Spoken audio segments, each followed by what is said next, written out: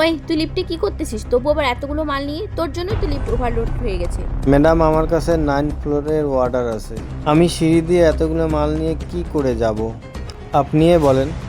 আমার সঙ্গে তর্ক? হ্যাঁ, তোকে তো আমি এখনই দেখাচ্ছি মজা। চল বের হ। ম্যাডাম, আপনি কাজটা ঠিক করতেছেন না।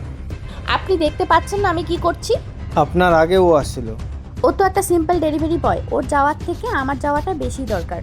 আর তুই এখনো দাঁড়িয়ে আছিস? যা এখান থেকে।